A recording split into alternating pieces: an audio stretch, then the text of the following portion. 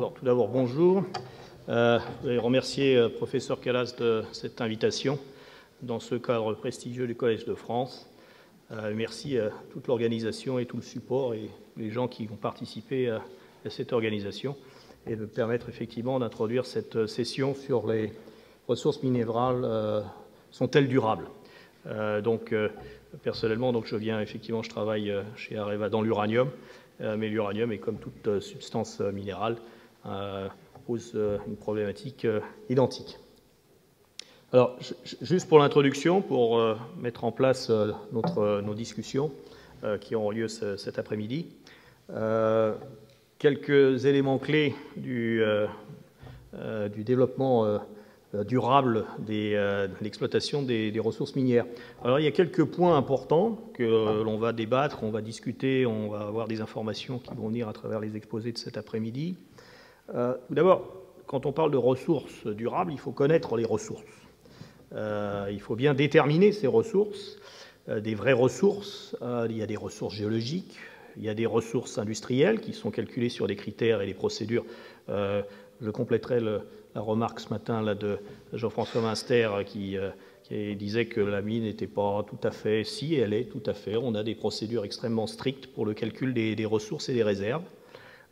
Donc les réserves, c'est une photographie économique à un moment donné de ce que l'on connaît d'un gisement. La durabilité, c'est aussi de trouver de nouveaux gisements. Il ne faut pas s'en tenir uniquement à se dire que les gisements sont fixés pour toujours. Non, il y a de nouveaux gisements à découvrir. Il y a aussi des problématiques sur une meilleure extraction des matières dans les gisements connus ou dans les gisements futurs. Que les rendements d'extraction soient les plus forts possibles. On n'extrait jamais 100% de la matière. Il faut qu'on améliore. Donc là, il y a une voie de travail. Il y a aussi des voies de co-extraction, à savoir que l'idéal du mineur, c'est qu'on lui donne une mine et que toute la matière qui sort de sa mine parte de sa mine, donc tout soit valorisé. Ça, c'est le rêve du mineur. Donc il faut travailler aussi dans cette voie-là pour mieux co-extraire les produits de la mine. Après, il y a une notion très importante, c'est qu'une mine, pour qu'elle soit durable, on ne va pas exploiter une mine une carrière de sable dans les jardins du Louvre, bien évidemment. On ne va pas ouvrir des sablières dans le bois de Boulogne. Tout ça pour dire qu'on doit avoir, on a des contraintes environnementales, sociétales, qu'il faut écouter et qu'il faut suivre. Donc ça, c'est aussi une partie du développement durable. C'est aussi, on va aborder un peu le sujet cet après-midi, sur les minéraux de conflit. Est-ce qu'on s'autorise à travailler avec des gens qui tirent profit des mines pour s'installer en chef de guerre? Est-ce qu'on peut faire ça? Comment éviter ça?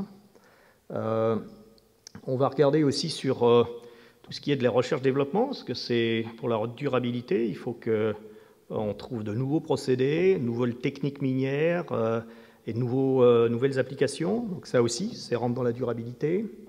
Il faut aussi, là plus en aval, que la matière qu'on utilise dans chaque système soit au mieux valorisée, le mieux optimisée sur les quantités utilisées par chaque équipement, chaque produit. Donc là, il y a un gros travail à faire.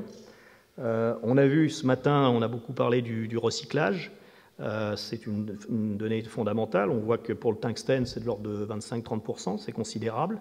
Mais en conclusion, il faut voir qu'effectivement, toute société qui se développe, toute société en croissance économique, mathématiquement, a besoin de nouvelles matières fraîches sur le marché. Donc tout ça, c'est des composantes du développement durable des ressources minérales.